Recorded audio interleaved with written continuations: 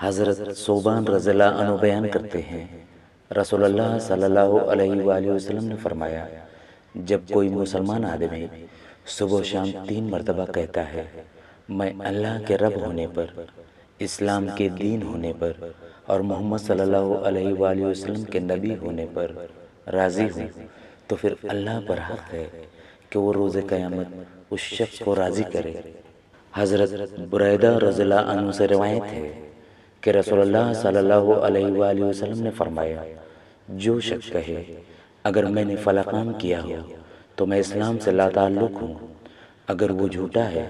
تو پھر وہ واقعتاً اسلام سے لا تعلق ہے، اور اگر وہ سچا ہے تو پھر بھی وہ صحیح سالم اسلام کی طرف نہیں لوٹے گا۔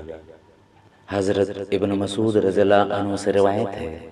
کہ رسول اللہ صلی اللہ علیہ وآلہ وسلم نے فرمایا، اللہ نے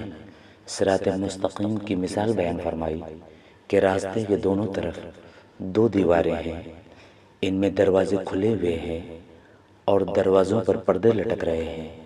راستے کے سرے پر ایک دائی ہے، وہ کہہ رہا ہے، سیدھے چلتے جاؤ، ٹیڑھے مت ہونا، اور اس کے اوپر ایک اور دائی ہے۔ جب کوئی شخص ان دروازوں میں سے کسی چیز کو کھولنے کا ارادہ کرتا ہے تو وہ کہتا ہے، تم پر افسوس ہے، اسے مت کھولو، کیونکہ اگر تم نے اسے کھول دیا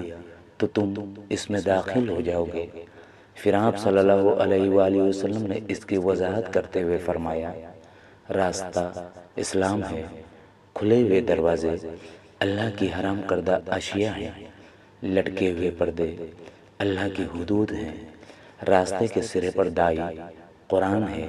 اور اس کے اوپر جو دائی ہے وہ ہر مومن کے دل میں اللہ کا واعظ ہے۔